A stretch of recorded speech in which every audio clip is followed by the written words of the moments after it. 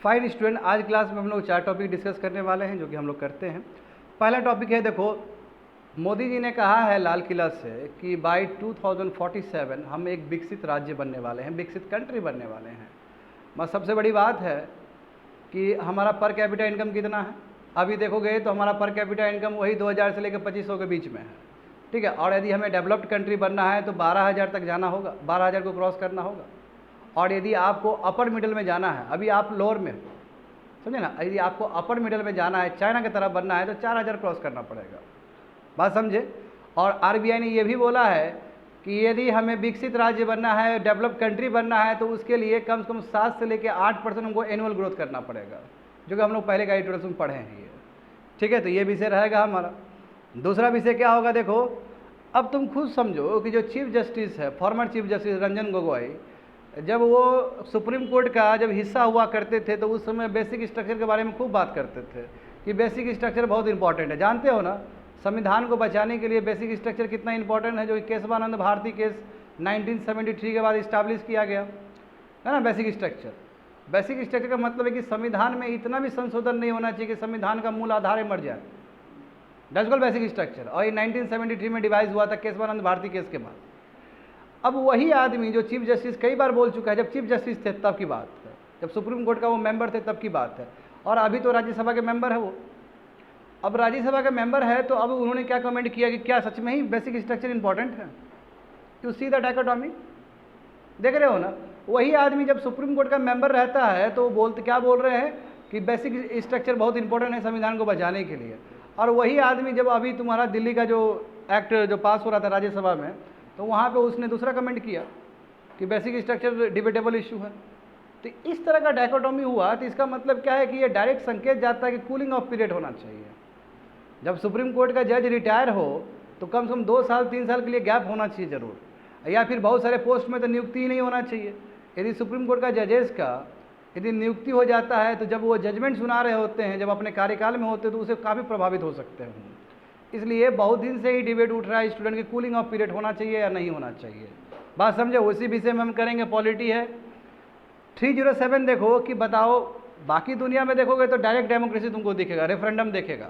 जैसे यूके में रेफरेंडम हुआ ना, अब यूके को यूरोपियन यूनियन से निकलना था तो 2016 में रेफरेंडम हुआ और 51% ने बोला कि हमको बाहर निकलना है।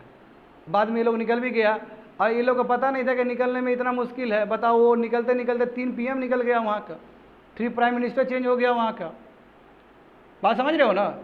बोरिस जॉनसन चेंज हो गया, उससे पहले तुम्हारा और भी वो मैसाथेस चेंज हो गया, और उससे पहले एक और थे वो भी चेंज हो गए।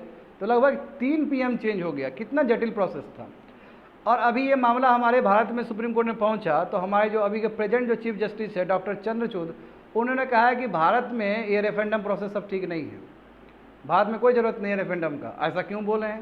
क्योंकि मन में तुम सोचोगे कि रेफरेंडम तो बहुत अच्छा चीज़ है, यानी किसी आदमी से पूछ के कोई फैसला लेना तो अच्छा चीज़ है ना।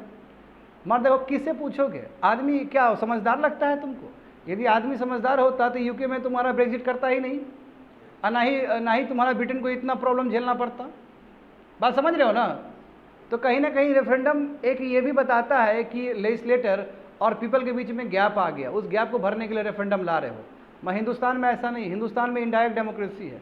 हम अपना उम्मीदवार को चुन के भेजते हैं पार्लियामेंट में और वो हमारे बिहाफ में फैसला लेता है।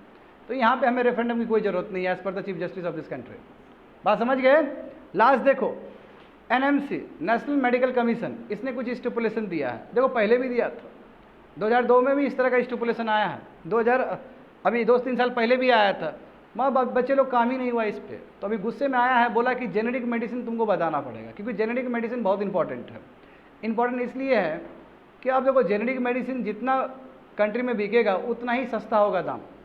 जैसे एग्जाम्पल समझो, बच्चे लोग अभी तुम जाओगे मेडिकल शॉप में तो तुम पैरासीटामोल बोलोगे तो वो तुम्हारा जेनेरिक नेम है पैरासीटामोल। अब बोलोगे क्रोसिन, बोलोगे डोलो 650 बोलोगे तो वो तुम्हारा क्या है, पर्टिकुलर ब्रांड नेम है।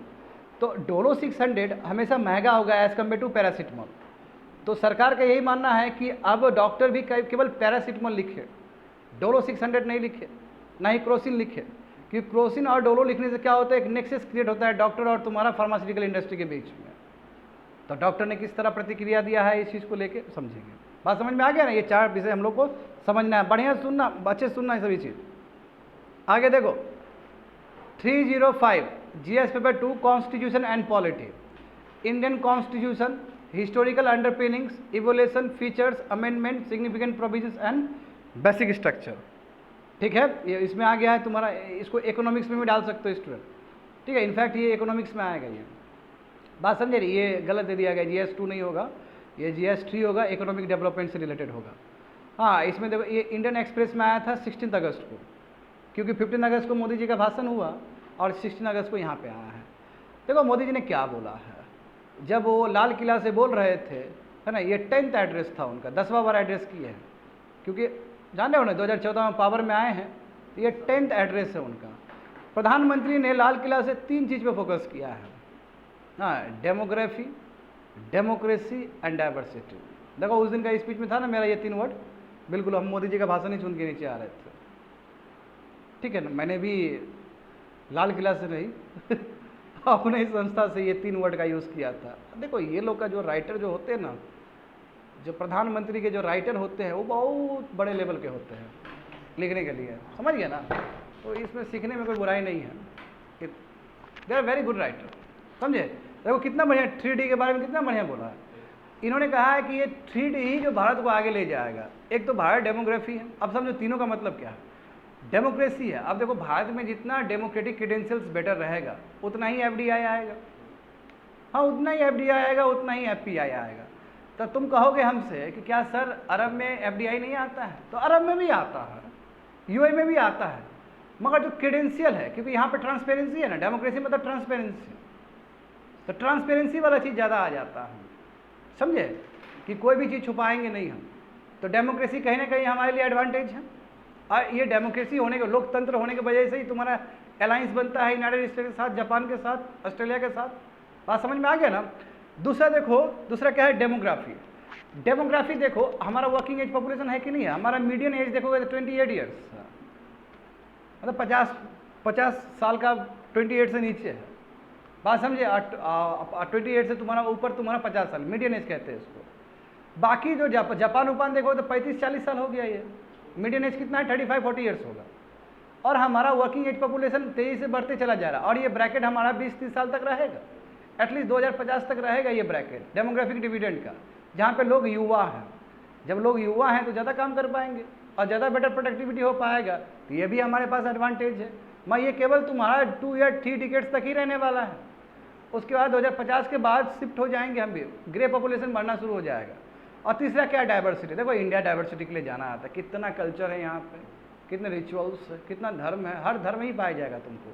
तो मोदी जी ने कहा कि ये 3 जो चीज़ है हमारे लिए सबसे बेस्ट चीज़ है और यही भारत को आगे ले जाएगा, समझे? देखो मोदी जी ने डायरेक्ट अटैक किया है अपोजिशन पे भी, कहा कि 3 चैलेंज है हमारे कंट्री में। देखो 3 एडवांटेज भी बता दिया मोदी जी ने, बोला 3 चैलेंज है जो कि रोकता है भारत के प्रोग्रेस के लिए। नंबर 1 क्या, करप्शन। करप्शन बहुत है, ख़त्म करना होगा इसके। और दूसरा डायनेस्टिक पॉलिटिक्स, यानी कि हमारे पूज्य पिताजी प्राइम मिनिस्टर थे तो हम भी प्राइम मिनिस्टर हैं, डायरेक्ट कांग्रेस पे अटैक किया और कुछ नहीं। और तीसरा क्या, अपीजमेंट पॉलिटिक्स, यानी कि अपीजमेंट पॉलिटिक्स समझ रहे हो ना, यानी कि आप रियल कैपेबल नहीं हो, आप वो करके नेपोटिज्म के थ्रू आप वहाँ पहुँच रहे हो, अपीजमेंट पॉलिटिक्स। तो ये 3 चीज़ बहुत बड़ा चैलेंज, डायरेक्ट अपोजिशन को वो किए हैं, डायरेक्ट कुछ नहीं है। जो इंडिया का जो अभी बना है अलायंस बना है उस पर हमला है और कुछ नहीं। देखो मोदी जी ने क्या कहा कि हम 1000 साल का गुलामी झेल चुके हैं और अब 1000 साल का हम अमृतकाल की तरफ मूव कर रहे हैं, ठीक है? यानी कि अभी जो भारत करेगा इसका असर 1000 साल तक पड़ेगा, और 1000 साल की गुलामी सब निकले हैं। 1000 साल गुलामी का मतलब दिल्ली सल्तनत, मुग़ल और ब्रिटिश सबको जोड़ के बोला गया है। बात समझे? देख दो स्पीच किस लेवल पे होता है स्टूडेंट। देखो इन्होंने कहा कि यस न्यू वर्ल्ड ऑर्डर बनाएंगे, समझे? इंडिया न्यू वर्ल्ड ऑर्डर में इंडिया बहुत इंपॉर्टेंट रोल प्ले करने वाला है, समझे? कम्युनिटीज़ है ना, इंडिया का यूनिटी जो है, कम्युनिटी, जेंडर, ये सबसे आउटमोस्ट प्रायोरिटी रहेगा, समझे? हम आगे लेके चलेंगे। देखो जैसे कहा ना इन्होंने कि 1000 साल की गुलामी से हम अमृतकाल की तरफ मूव कर रहे हैं। ये जो 1000 साल का गुलामी है इसको हटा के वही जो कॉलोनियल मुग़ल रूल या दिल्ली सल्तनत का था वहाँ से हम आगे बढ़ रहे हैं, और अभी कर्तव्य काल में कर्तव्य काल से गुजर रहे, यानी कर्तव्य पथ में कर्तव्य पथ से हम अमृत काल की तरफ मूव कर रहे हैं, कहने का मतलब ये है। और जो भारत अभी करेगा उसका असर 1000 साल तक पड़ेगा, ये बात फैक्ट है। तुम लोग देख के चौंक मत जाना, ऐसा होता है, क्योंकि ये बेस्ट मौका है। देखो ना 20 साल 25 साल तक हमारे पास, इसलिए बच्चे लोग पढ़ो अच्छे से। यदि तुम पढ़ोगे तभी देश आगे बढ़ेगा। और भारत अभी अपने आप में बेस्ट है, इंडिपेंडेंस के बाद भारत अभी बेस्ट स्टेज में है कि नहीं बताओ तो? भारत भी एक ग्लोबल पावर बन रहा है भारत। पहले भारत कोई इज्जत ही नहीं था, अभी देखो भारत बहुत तेज़ी से FDI का टर्म देखो, हर एक चीज़ में देखो ना, हम 3.5 ट्रिलियन का हो गए, 5th GDP है 2027 तक हम 3rd बनने वाले हैं। तो ग्रोथ तो कर रहे हैं। दुनिया का यदि 3rd GDP है तो इंपॉर्टेंट ही कंट्री है, या दुनिया में अभी रैंक हमारा 5वां है तो हम इंपॉर्टेंट कंट्री है। टॉप 10 में हमारा 5th रैंक आता है, नॉमिनल GDP में बता रहा हूँ, परचेजिंग में तो 3rd में आते हैं हम लोग। तो देखो इन्होंने कहा है कि यस 2047 तक भारत एक डेवलप्ड या विकसित राज्य बन जाएगा। प्रधानमंत्री ने वही सामर्थ्य का बात किया है, कैपेबिलिटी का बात किया है, ठीक है। हाँ, प्रधानमंत्री ने ये भी बोला है कि विषम मित्र बनना चाहते हैं, यानी कि हम दोस्त बनना चाहते हैं पूरा दुनिया का। जैसे कोविड आया तो कोविड के बाद भारत का रोल बहुत इंपॉर्टेंट हुआ ना, हमने कोविड वैक्सीन बनाया ना, कोविड वैक्सीन बना के कितना कंट्री को हमने ऐसे दान में दिया है। तो बिल्कुल भारत अपने वासुदेव कुटुंबकम वही नारा के साथ आगे बढ़ना चाहता है, दुनिया को रक्षा करना चाहता है। सही बात है, भारत जितना आगे बढ़ेगा दुनिया आगे बढ़ेगा, क्योंकि जानते हो ना 17% आबादी तो भारत का ही है वर्ल्ड में, 17% भारत का, 17% चाइना का। तो 17% जब पॉपुलेशन आगे बढ़ेगा तो दुनिया ही बढ़ रहा है आगे। बात समझो, बात समझ में आ गया ना। प्रधानमंत्री ने 3 चीज़ पे फोकस किया, रिफॉर्म, परफॉर्म एंड ट्रांसफॉर्म।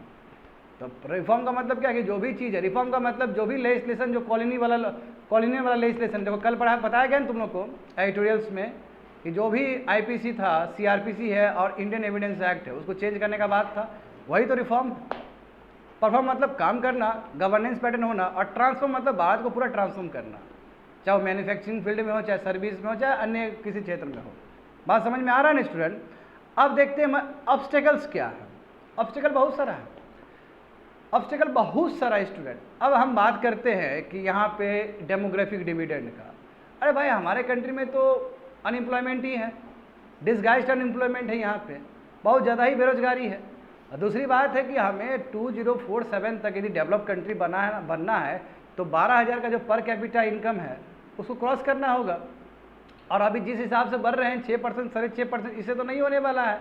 कम से कम हमको 7% और 8% के बीच में हमको बढ़ना होगा, RBI के रिपोर्ट के हिसाब से भी था। और अभी देखो स्किल, हमारा स्किल कितना कमी है, तो स्किलिंग पे काम होना चाहिए, इंफ्रास्ट्रक्चर पे काम होना चाहिए, तभी जाके सपना पूरा हो पाएगा, खाली बोलने से नहीं होगा। समझे? तो वही बोला जा रहा है कि सबसे बड़ा अंडर एम्प्लॉयमेंट प्रॉब्लम है भारत में। अब सबसे बड़ी बात देखो, मैन्युफैक्चरिंग अभी भी 17% में ही अटका हुआ है। भारत सरकार ने कब बोला कि 25% तक ले जाएंगे? तो देखो 1991 से लेके अभी तक आपका जो मैन्युफैक्चरिंग का जो रोल है GDP में ओनली 17% है, जस्ट लाइक एग्रीकल्चर। जो भी पोटेंशियल GDP क्रिएट करता है वो सर्विस ही करता है, वी नो डैट। 55% सर्विस करता है ना जी। तो कहने का मतलब मैन्युफैक्चरिंग पे काम होना चाहिए।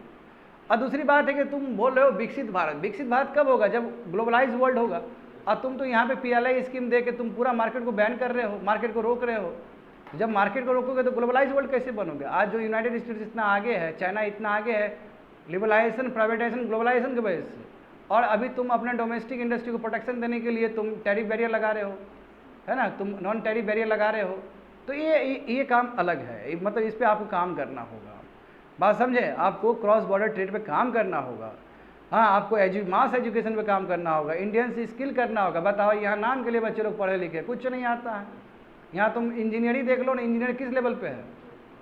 चलो ना, हम अपना ही बिरादरी का बात करते हैं, किस लेवल पे है इंजीनियर लोग? बताओ, कोई IIT और तुम्हारा प्राइवेट बीटेक का कोई मुकाबला है? कंपेरिजन ही नहीं है दोनों के बीच में। अब बाकी GD कॉलेज वाला बच्चे लोग तो बात ही मत करो, तुम लोग कोई स्किल नहीं है। बात समझ रहे हो? और ये बच्चे लोग आप पूरा भारत को ट्रांसफॉर्म करेंगे, ऐसा हो सकता है क्या? तो वोकेशनल ट्रेनिंग पे, राइट एजुकेशन पे। और दूसरी बात है कि एस्पिरेशन बढ़ते चला जा रहा है। जब एस्पिरेशन बढ़ते चला जा रहा है तो एजुकेशनल संस्था भी उतना अच्छा होना चाहिए। और यहाँ देखो कई राज्य लोग तो पकड़ कर रखा है एजुकेशन को अपने अंदर ही, जैसे बिहार बेस्ट एग्जाम्पल हो सकता है। तो कैसे हम सपना पूरा कर सकते हैं? तो सपना पूरा करना है तो स्किलिंग पे काम करना होगा, एजुकेशन में मास एजुकेशन पे काम करना होगा, तभी हमारे यूथ लोग कर सकते हैं, आगे जा सकते हैं। तो इसलिए लास्ट में लिखा गया, ऐसा नहीं कि हम फालतू का बोल रहे हैं।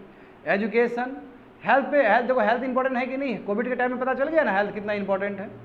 स्किलिंग पे काम करना और जेंडर इंपावरमेंट। अब जेंडर इंपावरमेंट कितना इंपॉर्टेंट है, तो ऊपर देखो स्टूडेंट, महिलाओं का जो पार्टिसिपेशन है 2012 देखो 2022 में 24% पार्टिसिपेशन है लेबर फोर्स में, जबकि पूरा वर्ल्ड में तुमको 47% होगा। जब तक महिला काम नहीं करेगी तब तक देश आगे बढ़ेगा ही नहीं। अभी 100 महिला में केवल 24% ही महिला, यानी कि 100 महिला है तो केवल 24 ही महिला काम कर रही है। बात समझ, ये स्थिति है, जबकि पूरा वर्ल्ड में 100 महिला है तो 47 महिला काम कर रही है। तो नेपाल में इससे बढ़िया आंकड़ा है हमारे भारत से, बांग्लादेश में हमसे बेटर है, चाइना में तो और ज़्यादा अच्छा है। तो विकसित कंट्री बनने के लिए बहुत सारा चीज़ है जहाँ पे हमें काम करना होगा। बात समझ गए ना, ये मैसेज है तुम्हारा इस एडिटोरियल्स का। आगे देखो, GS paper 2 constitution and polity, बिल्कुल ये सही है तुम्हारा, वो गलत दे दिया गया है वहाँ पे, वो जीएस पेपर 3 होगा, economic development. Indian constitution, historical underpinnings, evolution, features, amendment, significant provisions and basic structure. ये टाइम्स ऑफ इंडिया में आया था 9 अगस्त को स्टूडेंट। ये बात समझो। अब क्या है मामला, मैं मामला बता चुका हूँ ना। जो उस समय के तत्कालीन जो चीफ जस्टिस थे भारत के, क्या नाम था, रंजन गोगोई। अभी तो कौन है, अभी डॉक्टर चंद्रचूड़ है, समझ गए। तो उस समय के चीफ जस्टिस मतलब बहुत बड़ा होता है ना, चीफ जस्टिस मतलब जुडिशरी का सबसे हेड। हाँ देखो, अब क्या हुआ, जैसे रिटायर हुए तो लोग राज्यसभा का मेंबर बन गए, नॉमिनेटेड मेंबर बन गए। अब देखो राज्यसभा का मेंबर बनने में कोई हर्ज नहीं है, कोई गलत नहीं है, क्योंकि वो राज्यसभा में आएंगे तो और भी अपने एक्सपीरियंस से बहुत कुछ सिखा देंगे राज्यसभा को। जो चीफ जस्टिस रहे हैं तो जाहिर सी बात है वैल्यू एडिशन ही करेंगे, इतने बड़े लोग सब। मगर जिस चीज़ को लेके आप जब उस समय लड़ते थे वही चीज़ से आप मुकर गए तो लोग सवाल तो पूछेगा ना आपसे। समझ रहे हो क्या बोल रहे हैं। देखो यहाँ पे तो इन्होंने मेडल पहली बार इन्होंने स्पीच दिया, और स्पीच क्या चीज़ पे दिया था, वही तुम्हारा एनसीटी जो national capital territory of Delhi, इसमें ये बिल था ना, इस बिल में क्या बोला गया था कि कोई भी आईएएस आईपीएस को चुनना होगा, एडमिनिस्ट्रेटिव ऑफिसर्स को चुनना होगा तो 3 मेंबर कमेटी बनेगा। इसमें चीफ मिनिस्टर रहेंगे, अरविंद केजरीवाल रहेगा, एक प्रिंसिपल सेक्रेटरी रहेगा और एक और रहेगा जो कि 2 आदमी ऊपर से नॉमिनेट होकर आएगा। तो जाहिर सी बात है 2-1 से जीत जाएगा हमेशा सेंट्रल गवर्नमेंट। तो 3 मेंबर कमेटी बनेगा, तो एक तुम्हारा चीफ मिनिस्टर है दिल्ली का और 2 तुम्हारा सेंट्रल गवर्नमेंट अपॉइंट करके भेजेगा। 2-1 से हो गया, जीत गया ना। तो यही बिल लाया था और ये बिल ला सकता है, कोई दिक्कत नहीं है, क्योंकि वहाँ पे लिखा गया है आर्टिकल 23A जो तुम्हारा दिल्ली के लिए है, उसमें लिखा गया कि कुछ भी चीज़ सेंटर लाता है तो उसको अमेंडमेंट नहीं माना जाएगा। अब पिछले क्लास में बता चुके हैं, तो उसमें कोई फाइट नहीं है। मेन सबसे बड़ा फाइट है कि जब ये एनसीटी वाला जो बिल पास हो रहा था तो ये बैठ के अपना एक स्पीच दिए थे। हाँ देख सकते हो, यूट्यूब पे पढ़ा होगा। इन्होंने क्या बोला देखो, इन्होंने बेसिक स्ट्रक्चर पे बताओ अटैक कर दिया, जबकि इस चीज़ का उन्होंने पूरा संरक्षण किया था जब ये चीफ जस्टिस थे। ठीक है, तो इन्होंने कहा कि क्या एनसीटी जो दिल्ली अमेंडमेंट बिल जब लाएंगे, यानी कि जब एक्ट बनेगा, तो क्या ये बेसिक स्ट्रक्चर को वायलेट करेगा, ये बोल रहे हैं। तो जब इनसे पूछा गया है सवाल तो ये क्या बोल रहे हैं कि ऐसा है कि जो बेसिक स्ट्रक्चर है संविधान का वो खुद डिबेटेबल इशू है। बताओ, इतना बड़ा आदमी ऐसे बोल दिया तो पूरा भारत में डिबेट उठेगा ही ना, ये क्या बोल दिया ये बात समझे। और इन्होंने इनफैक्ट जो पहले के जो हमारे सॉलिसिटर जनरल ऑफ इंडिया थे उनके किताब से कुछ रेफरेंस लिया है, समझे। और केशवानंद भारती केस से भी कुछ रेफरेंस लेके इन्होंने बोला है। बात समझ गए। मैं ये पलट गए, ये ठीक अपने बात से पलट गए। जब ये चीफ जस्टिस थे तो कुछ और बोलते थे और आज राज्यसभा का मेंबर है तो कुछ और बोल रहे हैं। तो ये लोगों को राज नहीं आ रहा है, बात समझे। आगे देखो, तो अब तुम देख सकते हो कि जब चीफ जस्टिस थे तब इन्होंने क्या बोला था, तो ये भी समझना जरूरी है, तब जाके हम बढ़िया समझ पाएंगे कि आखिर क्यों हम बोल रहे हैं कि ये पूरा चाल बदल लिया अपना। जब सुप्रीम कोर्ट के जज थे उस समय तो इन्होंने देखो कम से कम 3 क्रूशियल केस में ये वाला बेसिक स्ट्रक्चर वाला बुद्धि लगाए थे। ठीक है, बेसिक स्ट्रक्चर कितना इंपॉर्टेंट था ये बोले थे। जैसे एग्जांपल देखो, जैसे एग्जांपल पहला केस बताते हैं। अब पहला देखो, जब 3rd Ramnath Goenka memorial lecture हो रहा था, लेक्चर होता है ना जी, जजेस लोग का लेक्चर होता है, 12 जुलाई 2018 को उस समय चीफ जस्टिस बने थे ये।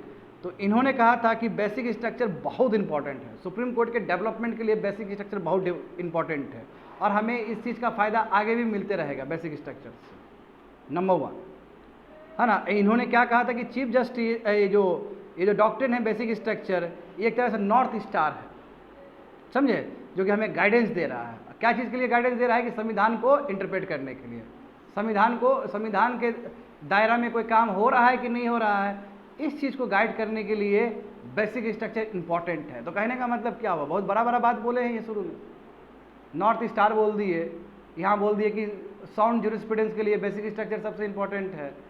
बात समझ में आ रहा है ना तुम लोग को? अब क्या है, बच्चे लोग, जो नया बच्चा लोग होगा वो सोच रहा होगा कि क्या बेसिक स्ट्रक्चर से बोल रहे हैं। तो बेसिक स्ट्रक्चर समझो बहुत इंपॉर्टेंट चीज़ है बच्चे लोग। और देखो, संविधान में संशोधन जो कर सकता है वो पार्लियामेंट कर सकता है। समझते हो संशोधन का मतलब? अमेंडमेंट। इतना तो समझ में आना चाहिए तुम लोग को। चेंजेस, अब देखो संविधान में खूब चेंजेस हुआ है। जैसे इंदिरा गांधी के टाइम में तो लगभग संविधान को पलट दिया गया था। ये मामला सुप्रीम कोर्ट में पहुंचा तो सुप्रीम कोर्ट ने क्या फील किया कि भाई ये तो गलत हो रहा है, क्योंकि संविधान बनाने वाले जो हमारे फाउंडर फिगर्स रहे थे, बी आर अम्बेडकर हो गया और इनका जो टीम हो गया, तो पार्लियामेंट के पास पावर तो है संविधान को बदलने का, संविधान को मतलब संविधान में संशोधन करने का, मगर पूरा संविधान बदलने का तो ये तो नहीं है। अब देखो संविधान है, संविधान एक देश को चलाने के लिए होता है। अब तुम संविधान को चेंज कर दोगे तो बहुत बड़ी बात है। तो ये केसेस उस समय आ रहा था इंदिरा गांधी के टाइम में भी। तो फाइनली सुप्रीम कोर्ट एक नया आविष्कार के साथ आया और ये हुआ है केशवानंद भारती केस 1973 के बाद। समझे? तो केशवानंद भारती केस इसलिए ऐतिहासिक केस है पूरा भारतवर्ष में आज़ादी के बाद। और वहाँ पे सुप्रीम कोर्ट ने बोला था कि बहुत सारे पॉइंट है, अब कुछ भी करो पार्लियामेंट तुम लॉ बनाओ, कुछ भी संशोधन करो, मैं ये सब चीज़ वायलेट नहीं होना चाहिए।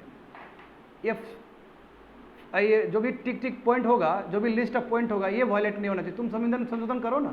और क्या क्या चीज़ वायलेट नहीं होना चाहिए? संविधान सबसे सर्वोपरि है। नंबर 1 जुडिशियल रिव्यू, यानी कि हमारा जो रिव्यू करने का पावर है, हम किसी भी लेजिस्लेशन में जाके देख सकते हैं। समझे? जुडिशरी इंडिपेंडेंस है, इसलिए एनजीसी एक्ट को नल एंड वॉइड कर दिया गया।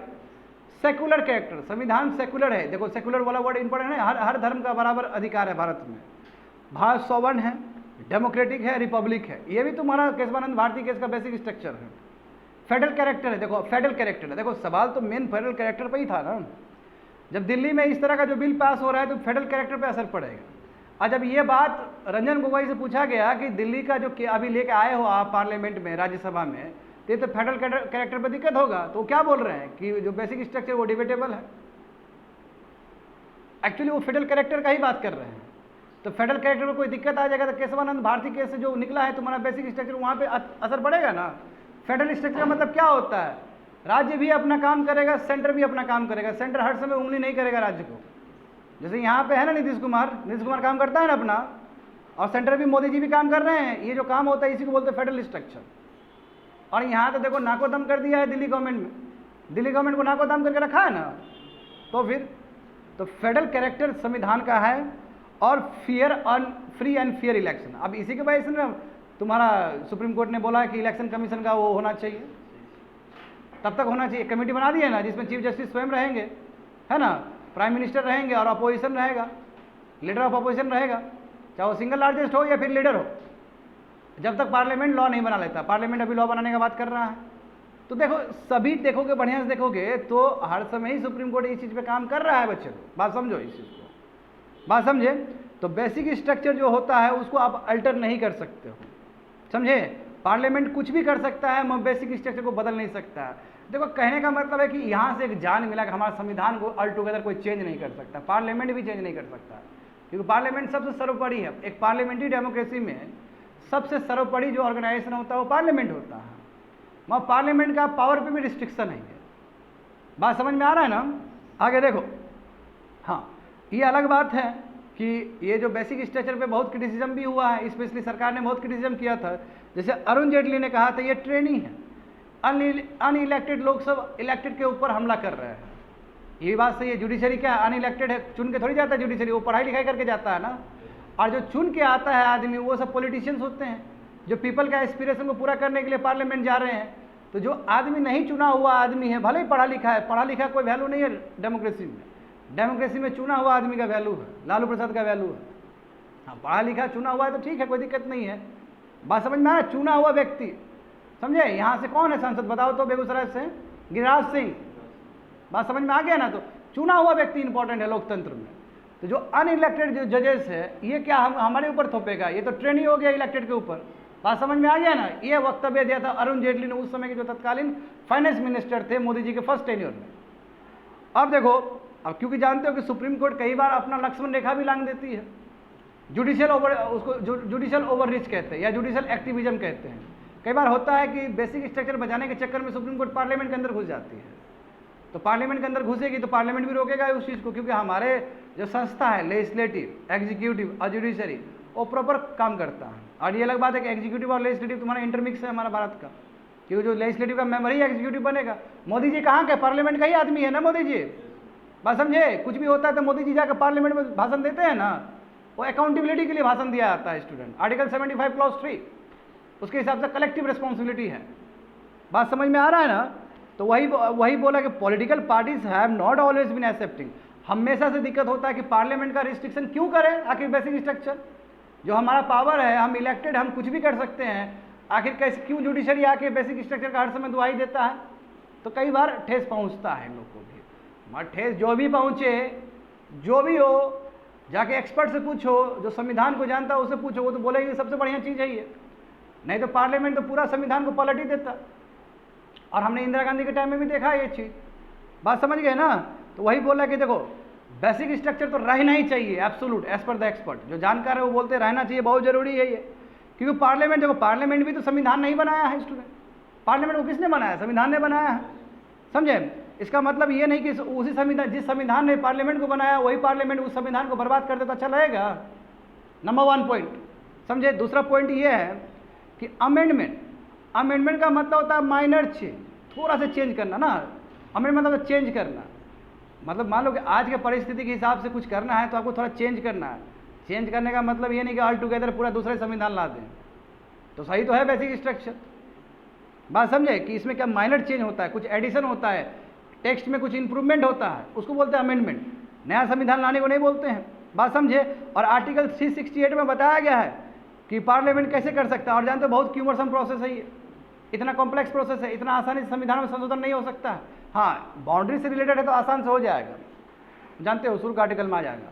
बट आर्टिकल 368 को यूज़ करके जब संविधान में संशोधन करना होता है तो बहुत ही कॉम्प्लेक्स प्रोसेस होता है।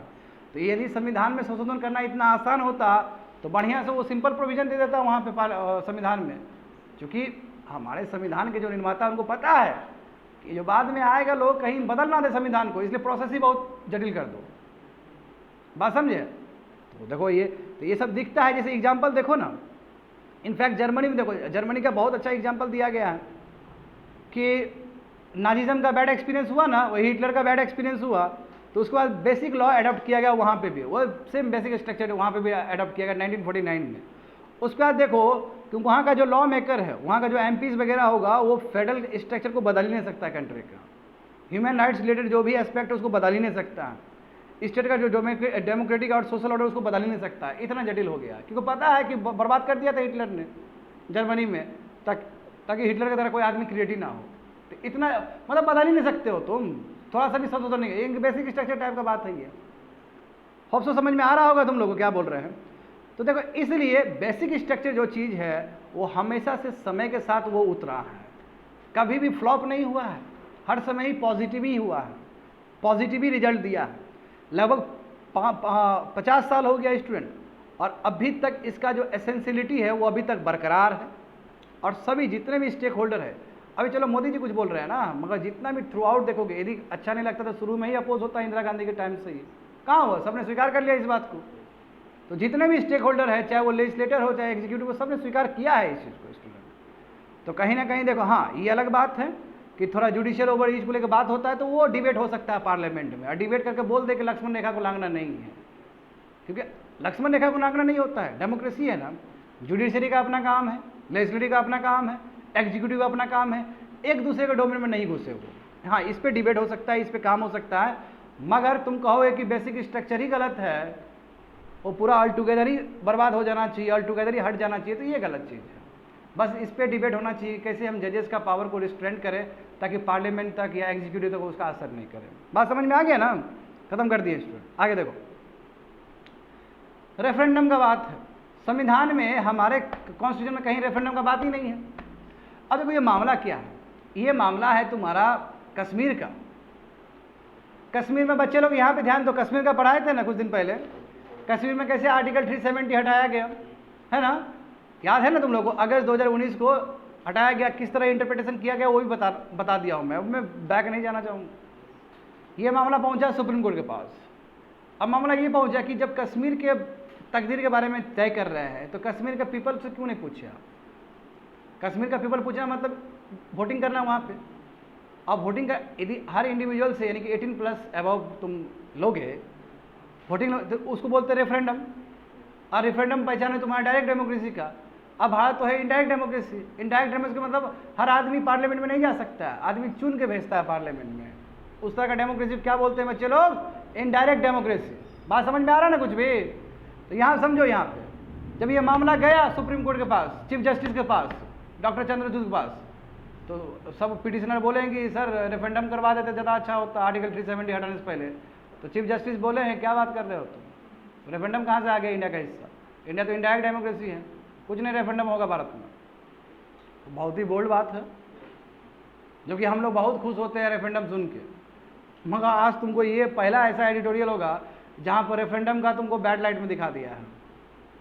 तो ये भी बैलेंस करने के लिए बहुत ही बेहतरीन एडिटोरियल्स है। देखो GS paper 2 constitution and polity, Indian constitution, historical underpinnings, evolution, features, amendment, significant provisions and basic structure. ये टाइम्स ऑफ इंडिया पेपर में आया था 10 अगस्त को।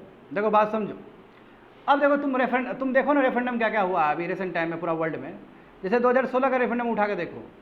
2016 में रेफरेंडम हुआ था ना यूके, यूनाइटेड किंगडम, यानी कि जो इंग्लैंड है, ब्रिटेन है, ब्रिटेन निकलना चाह रहे थे यूरोपियन यूनियन से। अब बताओ वोटिंग हुआ और 51% एंड 49% हुआ। 59 ने बोला कि यूके को निकल जाना चाहिए यूरोपियन यूनियन से, और 49 ने कहा कि हमको अंदर ही रहना चाहिए। और जबकि उस समय स्कॉटलैंड जो था, स्कॉटलैंड जानते हो ना यूके का हिस्सा है, एक प्रोविंस है, मगर स्कॉटलैंड ने तो बोला था कि हमें यूरोपियन यूनियन में ही रहना है, इसलिए वो नया फिर रेफरेंडम की ओर जाएगा वो अक्टूबर 2023 में। अब तो स्थिति ऐसा होगा, हो सकता है वो टूट के भी निकल जाए स्कॉटलैंड यूके से, निकलने नहीं देगा, वो दूसरा विषय है। देख रहे हो मामला कॉम्प्लेक्स हो गया ना।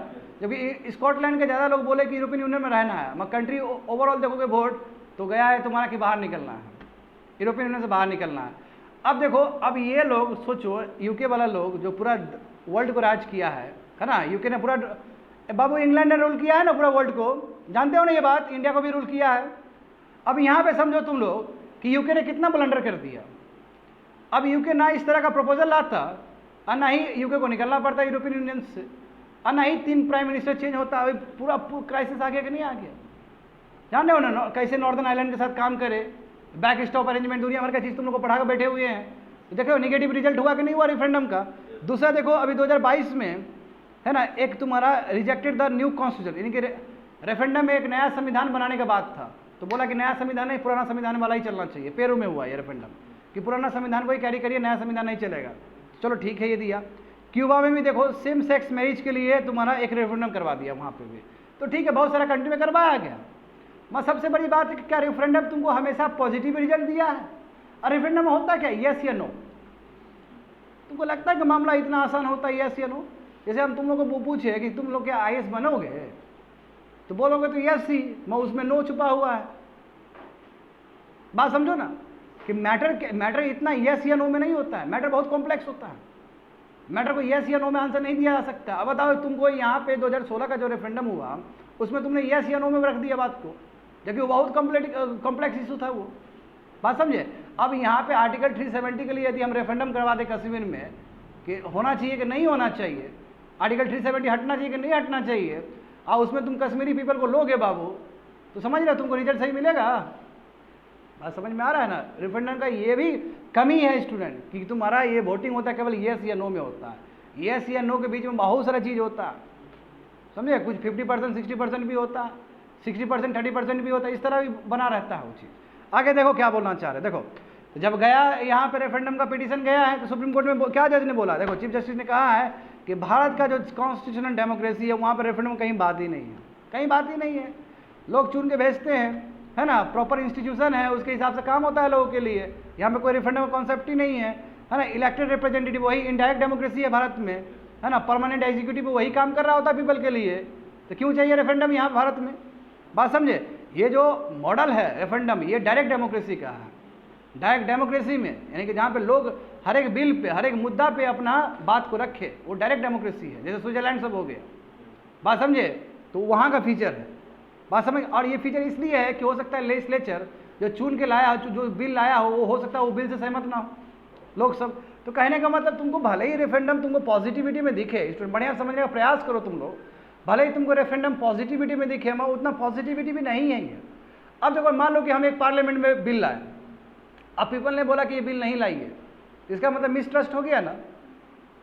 जो एमपी जो बिल लाया और उस बिल को अपोज कर दिया with the help of referendum, people ने बोला कि ये बिल नहीं लाइए, तो क्या हुआ, मिसट्रस्ट हुआ कि नहीं हुआ? एक तरह से आपका मिसट्रस्ट भी आपका उजागर होता है रेफरेंडम में, बात समझे। एग्जाम्पल देखो यहाँ पे स्विट्जरलैंड देखो बाबू, दुनिया में जाना जाता है रेफरेंडम के लिए, गोल्ड स्टैंडर्ड है ये, यानी कि दुनिया में बेस्ट रेफरेंडम के लिए जाना जाता है। स्विट्जरलैंड कब बना? हाँ, स्विट्जरलैंड बहुत पहले ही बन गया था स्टूडेंट। देखो स्विट्जरलैंड क्या है कि डायरेक्ट डेमोक्रेसी का एक बहुत ही बेहतरीन एग्जाम्पल है। हाँ, कुछ भी चीज़ होता है तुम्हारा पार्लियामेंट्री बी पे यस करना है कि नो करना है, ये पूरा तुम्हारा रेफरेंडम में चला जाता है, समझे। कई बार तो ऑप्शनल रेफरेंडम भी होता है यहाँ पे, कोई बिल को लाना है नहीं लाना उस चीज़ को लेकर भी हो जाता है। और कई बार तो आउटकम के हिसाब से, रेफरेंडम का आउटकम के हिसाब से नए बिल इंट्रोड्यूस किया जाता है। तो कहोगे कि क्या बात है सर, ये तो स्विट्जरलैंड तो बहुत बेहतर कंट्री है। तो थोड़ा डार्क हिस्ट्री भी देखो बाबू इसका डार्क हिस्ट्री ये है कि स्विट्जरलैंड बना तुम्हारा 1848 में, समझे। माँ बच्चे लोग, ये महिलाओं को ना 120 साल इंतजार करवाया है, तब जाकर 1971 में राइट टू वोट दिया है। तो उस कंट्री के बारे में महानता बोलने की क्या जरूरत है तुमको, बात समझ में आ गया ना। जो रेफरेंडम का बात करता है, जो डायरेक्ट डेमोक्रेसी का बात करता है, जो कंट्री 1848 में ही बना, वो अपने महिलाओं को वोट देने का अधिकार 1971 में दिया, यानी कि महिलाओं को 120 साल इंतजार करना पड़ा। भारत देखो, भारत 1947 में आज़ाद हुआ और जैसे ही आज़ाद हुआ सबको वोटिंग राइट्स मिल गया। अरे बहुत आगे है उस कंट्री से हम लोग, बात समझो। और वो लोग सिखाएगा कि रेफरेंडम करना है कि नहीं करना है हमें। तो हमें ये भी चीज़ को समझना चाहिए, समझे ना। देखो लगभग 120 साल इंतजार, यानी कि 120 साल से पहले सब मेल ही डोमिनेट कर रहा था रेफरेंडम में, यही हुआ कहने का मतलब, लेजिस्लेचर में सब यही डोमिनेट कर रहा था। तो देखो रेफरेंडम एक्चुअली मतलब होता है कि गैप हो गया, जो पॉलिटिकल पार्टी है, पॉलिटिशियंस है और सिटीजन के बीच में वो गैप हो गया। तो ये अच्छा चीज़ नहीं है, गैप दिखा रहा है, बात समझो। हाँ, यूनाइटेड स्टेट्स भी यूज़ करता है, मगर लोकल लेवल में यूज़ कर रहा होता है, कभी नेशनल लेवल पे यूज़ नहीं करता, क्योंकि नेशनल लेवल पे कॉम्प्लेक्स हो सकता है। तो यूनाइटेड स्टेट्स का जानते हो ना, 50 स्टेट है, उसमें हवाई आइलैंड भी आएगा, अलास्का भी आएगा, है ना। तो उसमें लोकल लेवल पे जाके बात करता है वो रेफरेंडम का, वो भी नेशनल लेवल पर नहीं जाता है, बात समझ, क्योंकि पता है कि बहुत प्रॉब्लम हो सकता है। हमारा तो भारत का देखो सबसे बड़ा पहचान है कि भारत आज़ाद होते ही सबको यूनिवर्सल एडल्ट फ्रेंचाइजी दे दी है, बताओ डेवलप करने, बताओ यूएस से पहले हम लोगों ने अपना दे दिया। कितना बेहतर कंट्री है ये, हम कुछ नहीं सोचे, 18 साल ऊपर है, लड़का लड़की सबको दे दो वोटिंग। आगे देखो, हाँ देखो वही चीज़ बताया गया है, केवल येस या नो बोल देने से थोड़ी होता है, इशू तो बहुत कॉम्प्लेक्स है।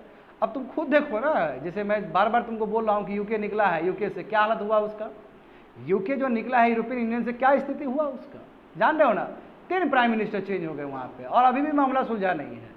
तो देखो ब्रेक्जिट वही बताया गया है, अभी कितना देखो ब्रेक्जिट अभी डिमिनिश्ड पावर बन गया, बताओ एक टाइम में पूरा दुनिया को इसने रूल किया था, अभी स्थिति खराब है।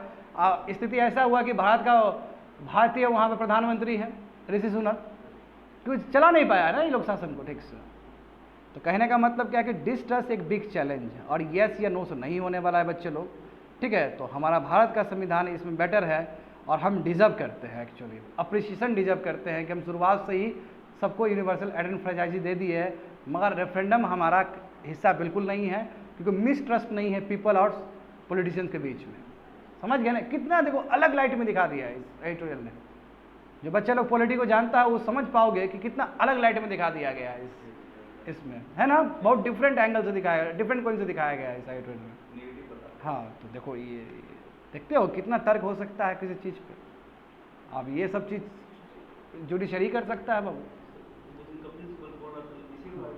हाँ, ये सब चीज़ चल रहा था। आगे देखते हैं स्टूडेंट, आगे देखते हैं। देखो जीएस पेपर 2 लास्ट है, social justice and governance, issues relating to development and management of social sector और services relating to health, education and human resources. ये बिजनेस स्टैंडर्ड पेपर में आया था 17 अगस्त को। अब मामला क्या है समझो। हाँ, मामला क्या है स्टूडेंट, अभी जानते हो पहले एक टाइम में था ना तुम्हारा इंडियन मेडिकल एसोसिएशन, हाँ अभी क्या है तुम्हारा नेशनल मेडिकल कमीशन, जानते हो नया बना है ये बॉडी, ये हमारे प्रधानमंत्री ही बनाए हैं। इसमें सरकार का भी बहुत सारा मुलाजिम होगा इसके अंदर, ताकि देखो जानते हो ना क्लिनिक सब में कितना धंधेबाजी होता है। हाँ, तुम जाओगे वहाँ चेक करवाने के लिए, बोलेगा ई टेस्ट लिखो, ई टेस्ट लिखो, वो टेस्ट लिखो, वो टेस्ट लिखो, और तुम दूसरा क्लिनिक का जाएगा करवा के तो बोलेगा कि ये कुछ नहीं होगा, हमारा क्लिनिक में करिए। होता है कि नहीं होता है, बताओ तो। ये कहने का मतलब एक तरह से नहीं, ये लोग पावर एंजॉय कर रहा है, वो भी नेगेटिव पावर एंजॉय कर रहा है। अब देखो, अब डॉक्टर को कॉन्ट्रास्ट कर भी नहीं सकते क्योंकि हेल्थ सबसे इंपॉर्टेंट इशू है। हेल्थ के टाइम में पैसा भी नहीं देखता है आदमी, कर्जा लेके भी तुम्हारा है ना वो कर रहा है। और जैसे अभी वर्ल्ड बैंक का एक आया था डेटा, उसमें कहा गया कि भारत का भी पॉकेट एक्सपेंडिचर 51% स्टिल अभी भी। अब भारत सरकार तो 48 बोल रही है। हाँ, पहले 60 और 65 था, उससे कंपेयर में कम हुआ है, मगर अभी भी जब हमारा तबीयत खराब होता है तो 50% हमारे जेब से जाता है और 50% स्टेट सपोर्ट करता है। बाबू, तुम्हारा तबीयत खराब होगा ना, इलाज के लिए जाओगे ना अस्पताल में, तो 100 रुपया लग रहा है तुम्हारा, तो इसका मतलब 200 रुपया लग रहा है, 100 रुपया सरकार की तरफ से। बात समझाओ, सदर अस्पताल जाते हो नहीं जाते हो? बिल्कुल, बात समझो। तो पॉकेट एक्सपेंडिचर अभी भी 50% है, जबकि डेवलप कंट्री में पॉकेट एक्सपेंडिचर कितना है? 20 से 25%। हम तबीयत खराब हुआ तो केवल 20 से 25% ही जाएगा, 75% स्टेट की तरफ मिल जाएगा। तो भारत में अभी भी हेल्थ पे काम होना चाहिए। अब पूछो कि सर पैसा लगता कहाँ पे? तो पैसा देखो बाबू, दुनिया भर का टेस्ट करवाने में लगता है। जब जाओगे तो दुनिया भर का टेस्ट करवा देगा।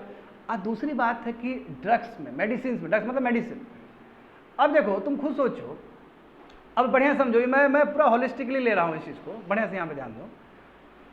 कोई भी फार्मास्यूटिकल, कोई भी एक ड्रग्स बनाता है, मान लो कि कोई नया, जैसे जॉनसन एंड जॉनसन, जानते हो बहुत बड़ा दुनिया का फार्मास्यूटिकल इंडस्ट्री है, और वो लेट से तुम्हारा ये बना दिया, तुम्हारा इसका ट्यूबरक्लोसिस का दवाई बना दिया, बेडाकुलिन तुम्हारा ट्यूबरक्लोसिस का दवाई का नाम है।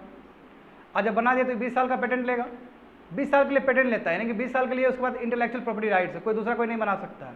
अब 20 साल तक इंजॉय करेगा वो पावर को, और बहुत महंगा दवाई बेचेगा और खूब वसूलेगा पैसा। बात समझे? जैसे ही 20 साल खत्म होगा तो उसके बाद ये 2 वर्जन में बन सकता है। तो एक तो ब्रांडेड, एक तो तुम्हारा इसका इंटेलेक्चुअल प्रॉपर्टी राइट्स खत्म हो गया, 20 साल कंप्लीट हो गया, अब 20 साल तक ही इंजॉय कर सकते हो आईपीआर को। फार्मास्यूटिकल इंडस्ट्री 20 साल तक ही इंजॉय कर सकता है, कोई भी नया प्रोडक्ट बनाया तो। 20 साल खत्म होने के बाद 2 तरीका हो सकता है। एक तरीका क्या हो सकता है कि फिर ब्रांडेड, उसी को ब्रांडेड प्रोडक्ट तुम्हें सस्ता में निकाल दिए। जैसे मान लो कि पहले बेडाकुलिन 1000 रुपये में बिकता था, अब मैं समझो अच्छे से, 1000 रुपये में बिकता था। अब क्या हुआ कि 20 साल का वो खत्म हो गया लाइसेंस उसका। अब वही चीज़ तुम्हारा लेट से एक कोई ब्रांडेड प्रोडक्ट्स बना, और बेडाकुलिन नहीं, बेडाकुलिन टाइप का ही कुछ नाम लिख रहा है, वह ब्रांडेड है, और वो ले रहा है तुम्हारा 500 रुपया, तो 1000 से तो 500 सस्ता है। तो ये 2 हो सकता है, या तो फिर ब्रांडेड प्रोडक्ट्स ही आ सकता है, मगर उससे सस्ता होगा, या दूसरा जेनेरिक मेडिसिन आ सकता है। जेनेरिक मेडिसिन भाव 50 रुपये मिल जाएगा तुमको, कौन सा बढ़िया? जेनेरिक मेडिसिन ना, तुम जो पहले तुमको गधा 1000 रुपये में मिलता था जो चीज़, अब तुमको 50 रुपये में मिलता है, बढ़िया है ना? तो तुम्हारा पैसा घटा कि नहीं घटा? आखिर तुम्हारा जो 50% जो पैसा लग रहा है वो तुम्हारा दवाई में लग रहा है। बात समझो। और डॉक्टर लोगों का दिक्कत पता है क्या है? डॉक्टर लोगों का दिक्कत ये है कि डॉक्टर जो प्रिस्क्राइब करेगा वो फार्मास्यूटिकल इंडस्ट्री के साथ उसका नेक्सस है, क्योंकि वो चाय पिलाएगा उसको, सेमिनार करवाएगा उसको, और बाहर फॉरेन कंट्री में टूर करवाएगा। तो फॉरेन कंट्री में टूर करवाने वाला फार्मास्यूटिकल इंडस्ट्री का बड़ा लोग सब रहता है। तो डॉक्टर और तुम्हारा फार्मास्यूटिकल इंडस्ट्री का नेक्सस है, लिंक है दोनों का। और ये बोलता है कि हम नया दवाई बनाए, वही प्रिस्क्राइब करिएगा। और सरकार यहाँ बार बार बोले कि जेनेरिक मेडिसिन करो भाई, सस्ता होगा, पॉकेट एक्सपेंडिचर आदमी का कम होगा, और फिर भी नहीं मान रहा है डॉक्टर नहीं माना, दिमाग खराब हो गया सरकार का। नया स्टिपुलेशन दिया कि खबरदार, अब तुम जेनेरिक मेडिसिन नहीं दिया तो तुम्हारा लाइसेंस रद्द कर देंगे। ये मामला है। बात समझ में आ गया ना कहानी? मगर तुमको पता है इतना आसानी से डॉक्टर मानने वाला है? डॉक्टर तुरंत प्रोटेस्ट कर देगा, और डॉक्टर प्रोटेस्ट कर दिया, समझते हो क्या हालत होगा कंट्री का? समझ रहे हो क्या हालत होगा कंट्री का? डॉक्टर बहुत इंपॉर्टेंट हिस्सा है। डॉक्टर ने प्रोटेस्ट कर दिया तो आदमी मर जाएगा। अब प्रोटेस्ट कर दिया है, देखो समझो यहाँ पे। तो नेशनल मेडिकल कमीशन ने बोला कि भाई जेनेरिक सी, अब तुमको जेनेरिक सी मेडिसिन प्रिस्क्राइब करना है। अब देखो सिंपल भाषा में समझाऊं जेनेरिक मेडिसिन को, तो एक और तरीके से मैं समझा सकता हूँ तुमको, बढ़िया समझना, ये तुमको काम आएगा। अभी दवाई लेने जाओगे तो कहोगे सर पैरासीटामोल दीजिए, पैरासीटामोल बुखार के लिए है ना, तो पैरासीटामोल जेनेरिक मेडिसिन है, बहुत सस्ता होगा। मैं वही तुम बोलोगे डोलो 600 दीजिए या क्रोसिन दीजिए, तो थोड़ा महंगा होगा, क्योंकि क्रोसिन का मतलब है कि 20 साल का खत्म हो गया और वो ब्रांडेड प्रोडक्ट्स है। डोलो 600 मतलब वो 20 साल वाला खत्म हो गया, 20 साल वाला खत्म हो गया, मैं ये ब्रांडेड प्रोडक्ट्स आया है, मैं ये भी महंगा होगा। मैं पैरासीटामोल क्या है तुम्हारा सबसे सस्ता होगा। तो यही बोल रहे हैं कि पैरासीटामोल बोलो, डोलो 600 नहीं, क्योंकि डोलो 600 में तुम्हारा जो मैन्युफैक्चरिंग का जो फार्मास्यूटिकल होगा यूनिट्स, उसके साथ नेक्सस हो जाएगा तुम्हारा। अब देखो ये नेक्सस को तोड़ने के लिए किया जा रहा है। बात समझो, यहाँ पे समझो, अब ये मुद्दा ही समझ लो ना पूरा अच्छे से। अब ये नेक्सस को तोड़ने के लिए किया जा रहा है, समझे, सरकार की तरफ से। अब यहाँ पे समझो तो कई एक्सपर्ट बोले कि ठीक है आप नेक्सस तोड़ दीजिएगा। मैं पहले समझो कि सरकार डॉक्टर का क्या है इस पे बात है। डॉक्टर बोला कि ठीक है हम प्रिस्क्राइब कर देंगे जेनेरिक मेडिसिन। मैं ये बताइए जेनेरिक मेडिसिन कितना क्वालिटी है उसमें जो बाई इक्विवेलेंस है, जो ब्रांडेड प्रोडक्ट जैसे डोलो 600 का जो बाई इक्विवेलेंस इंग्रेडिएंट जो है वो तो बढ़िया से बहुत चेक होके जाता है। मैं जो पैरासिटामोल है जो सस्ता में मिलता है उसका बाई इक्विवेलेंस ठीक से चेक नहीं होता है। बाई इक्विवेलेंस मतलब जो API जो एक्टिव फार्मास्यूटिकल इंग्रेडिएंट्स जो अंदर यूज़ होता है वो बहुत ही क्वालिटी बढ़िया से मेंटेन होता है डोलो 600 में, और फार्मास्यूटिकल में नहीं होता। और यदि हम दवाई जेनेरिक मेडिसिन कर दिए और कोई मर गया तो उसका रिलेटिव आकर मारेगा हमको ही। डॉक्टर का अपना वो है, डॉक्टर का भी तर्क सही है। वो फिर सरकार तर्क देती है क्या तुम बात कर रहा है, ये गवर्नमेंट हॉस्पिटल में जेनेरिक मेडिसिन चला रहे हैं ना हम, तो गवर्नमेंट हॉस्पिटल तो कुछ नहीं बोला अभी तक। जन औषधि केंद्र बना था ना, हाँ सरकार प्रोक्योर कर रही है ना, सरकार प्रोक्योर करके दे रही है ना अस्पताल को, तो बढ़िया चला तो रहा है, कुछ तो नहीं बोल रहा है। अभी तक कहाँ मरा कोई कि तुम ये दलील दे रहा है। मैं वो भी अपने दलील पर अभी टिका है और उसका दलील में भी है। ऐसा नहीं कि डॉक्टर का दलील गलत है, क्योंकि हम जानते हैं कि 2017 से पहले जितने भी जेनेरिक्स हुआ था उसका क्वालिटी चेक ही नहीं हुआ अभी तक। और अभी भी जितने जेनेरिक मेडिसिन है उसमें 1% भी क्वालिटी चेक नहीं होता। और देखो तुम्हारा जो कफ सिरप वजह से जो डेथ हुआ है बाहर, कितना डेथ हुआ, गाम्बिया में डेथ हुआ, कैमरून में डेथ हुआ, श्रीलंका में डेथ हुआ, कजाकिस्तान में, उज्बेकिस्तान में डेथ हुआ। तो एक तो कंसर्न है, बात समझे। तो एक्सपर्ट बोल रहे हैं कि ठीक है आप नेक्सस तोड़ना चाहते हैं, अच्छी बात है। मैं ये नेक्सस शिफ्ट हो जाएगा, ये नेक्सस दूसरी तरफ चला जाएगा, ये फार्मास्यूटिकल और जो दवाई दुकान है उसके बीच में हो जाएगा ये फिर नेक्सस। कैसे बोलो, अब ऐसे देखो, जैसे अब डॉक्टर तो बोल दिया कि डॉक्टर प्रिस्क्राइब कर दिया जेनेरिक मेडिसिन, अब कौन देगा, दवाई दुकान ही देगा ना, फार्मेसी देगा, फार्मेसी में दवाई देता है जी। जाओगे वहाँ पे बैठा रहेगा आदमी, एक बच्चा बुजुर्ग बैठा रहेगा देने के लिए तुमको, अब उसे दवाई लोगे तो भाई वो दवाई तो कुछ भी दे सकता है आपको। और उस समय ऊपर से फार्मास्यूटिकल इंडस्ट्री बोलेगा अब डॉक्टर का नेक्सस तो टूट गया, एक काम करो तुम ये दवाई दे देना, वो आएगा तो वो जेनेरिक मेडिसिन जो आएगा तो तुम एक काम करना डोलो 600 चला देना, तुम एक काम करना क्रोसिन चला देना। तो ग्राउंड रियलिटी में कुछ नहीं होगा, बस पावर शिफ्ट हो जाएगा। पहले डॉक्टर और फार्मास्यूटिकल इंडस्ट्री का जो पावर था वो पावर शिफ्ट होके फार्मेसी हाउस यानी कि तुम्हारा दवाई दुकान और डॉक्टर के बीच में शिफ्ट हो जाएगा, और फार्मास्यूटिकल इंडस्ट्री के बीच में शिफ्ट हो जाएगा। और ग्राउंड रियलिटी में जो लोग को पहुंचना चाहिए, जिस इंटेंशन से जो सरकार आगे बढ़ रही है वो इंटेंशन धारा का धारा रह जाएगा। ये टोटल समझाएगा, यही समझाएगा। देखो वही बताएंगे, देखो यहाँ पे समझो, यहाँ पे देखो नेशनल मेडिकल कमीशन उसने देखो स्टिपुलेशन दिया कि हर डॉक्टर को जेनेरिक ड्रग्स ही प्रिस्क्राइब करना है अगस्त 2 तारीख के बाद, कंपलसरी है। और यदि नहीं करता है ये चीज़ तो उसका लाइसेंस रद्द हो सकता है और पेनलाइज हो जाएगा, समझे। तो मेडिकल फ्रेटर्निटी ये चीज़ को लेकर प्रोटेस्ट कर दी है, बात समझ में आ गया ना, उसका लाइसेंस क्या हो जाएगा, रद्द हो जाएगा। और ऐसा नहीं कि नया चीज़ नहीं है बच्चे लोग, ये 2002 में भी आया था इस तरह का स्टिपुलेशन, 2002 में भी आया था, कुछ नहीं हुआ, 2016 में भी लाया था, कुछ नहीं हुआ। ये लोग मान ही नहीं रहा है डॉक्टर लोग, ये लोग सब तुम्हारा ब्रांडेड प्रोडक्ट्स को क्या कर रहा है, आगे ले जा रहा है। But what about the generic medicine, generic medicine के लिए 2002 में ही बोला था, 2016 में ही बोला था। मैं 2 बार स्टिपुलेशन दे चुके हैं, 2 बार आप डायरेक्टिव दे चुके हैं, उसके बाद भी नहीं हुआ। तब जाकर गुस्से में भारत सरकार ने बोला है कि 2 अगस्त के बाद यदि आप ठीक से आप जेनेरिक मेडिसिन को प्रिस्क्राइब नहीं करते तो आपका लाइसेंस रद्द हो सकता है।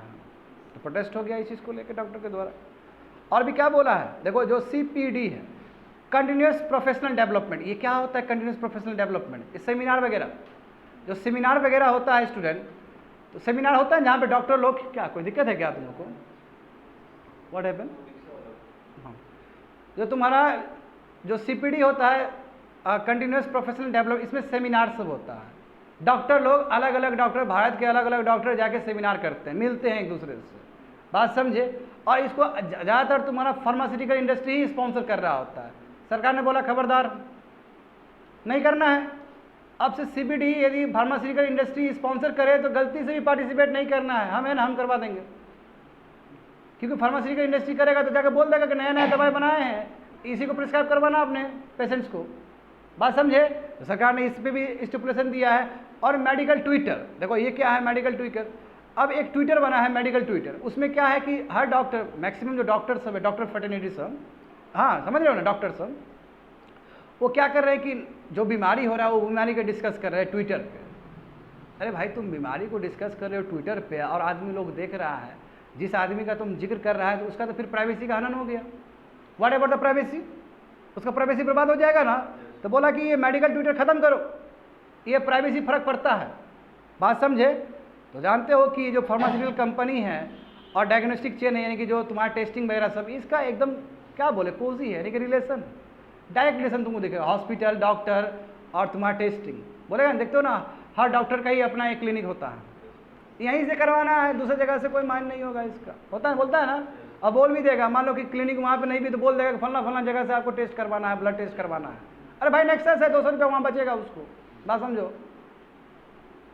तो ये बहुत स्ट्रांग हो गया है स्टूडेंट। होल्ड क्या है, क्यों सरकार ने, एनएमसी ने, नेशनल मेडिकल कमीशन ने इस तरह का डिसीजन क्यों लिया है?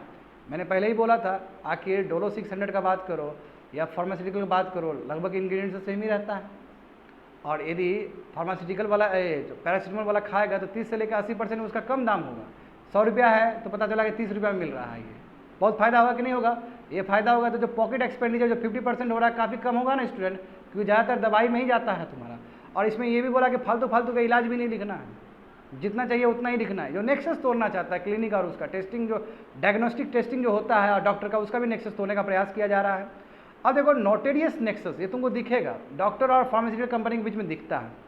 तो बताओ, यदि सरकार इस तरह का डायरेक्टिव लाती है तो ये पावर शिफ्ट हो जाएगा। बताए ना, अब केमिस्ट वही दवाई दुकान और फार्मासिटी की तरफ चला जाएगा। ग्राउंड रियलिटी में कुछ नहीं हो रहा होगा, वही जो बता दिया वही है। सबसे बड़ा प्रॉब्लम है, डॉक्टर क्या बोलते हैं, क्वालिटी सबसे बड़ा प्रॉब्लम है। बाई इक्विवेलेंस, अब पैरासीटामोल का बाई इक्विवेलेंस एपीआई कितना बेहतर है? हाँ, डोलो 600 हमेशा बेहतर होगा, क्वालिटी चेक हुआ इसलिए वो महंगा है। तो क्वालिटी को लेकर सबसे बड़ा प्रॉब्लम होगा। मैं सरकार भी अपना आर्गूमेंट देती है कि यदि ऐसा होता तो गवर्नमेंट हॉस्पिटल में क्यों हम देते हैं? गवर्नमेंट हॉस्पिटल में दे रहे हैं, जन औषधि केंद्र चल रहा है बढ़िया से, वहाँ तो कोई प्रॉब्लम ही नहीं आया है। तो कई डॉक्टर का अपना जो डर है वो भी फियर है, क्योंकि मान लो कि दवाई लिख दी है जेनेरिक मेडिसिन और क्या हुआ, उसे किसी का कोई मर गया तो फिर रिलेटिव आकर पीटेगा उसको। तो उसका भी कंसर्न अपने जगह सही है। सरकार को यहाँ पे क्या करना चाहिए पता है? सरकार को यहाँ पे अपना जो क्वालिटी टेस्टिंग पे काम करना चाहिए, CDSO को और मजबूत करना चाहिए, ताकि इंटरनली भी जो प्रॉब्लम हो रहा है जेनेरिक का वो भी सुलझ सके, और जो कफ सिरप से रिलेटेड जो हमारा प्रॉब्लम हो रहा है बाहर, उस पर भी सोल्यूशन मिल सके। बात समझे ना? तो देखो, क्योंकि हमारा जो इंडियन फार्मा इंडस्ट्री है वो पूरा सब स्टैंडर्ड है। देखो आया था ना, भारत सरकार ने बोला ना कि WHO के स्टैंडर्ड से काम करना पड़ेगा आपको, और उस हिसाब से हम देखें तो फार्मास्यूटिकल इंडस्ट्री, बहुत कम फार्मास्यूटिकल इंडस्ट्री है जो कि WHO के स्टैंडर्ड पे काम कर रहा है। वहाँ पे मैन स्टाफ का कमी है, प्रॉपर तुम्हारा इंस्पेक्शन नहीं होता है। तो ये सब चीज़ पे भी काम करना पड़ेगा, तभी जाकर क्वालिटी पे काम होगा, तभी जाकर बोलेंगे कि जेनेरिक और ब्रांड प्रोडक्ट्स एक ही है, ब्रांडेड ड्रग्स प्रोडक्ट एक ही है। तो पहले आपको क्वालिटी मॉनिटरिंग पे काम करना पड़ेगा, तब जाके इस तरह का डायरेक्टिव काम देने वाला है स्टूडेंट। और कफ सिरप का जान ही रहे हो, कफ सिरप यानी कि अब बताओ, भारत को दुनिया में फार्मेसी ऑफ द वर्ल्ड कहा जाता है ना। और हमारे ड्रग्स खा के यदि कोई श्रीलंका में मर रहा है, गाम्बिया में मौत हो रहा है, तो हमारा जो इज्जत है कहाँ जाएगा? घट जाएगा ना। वही है, तो क्वालिटी कंट्रोल पे काम करना पड़ेगा हमें। That's it.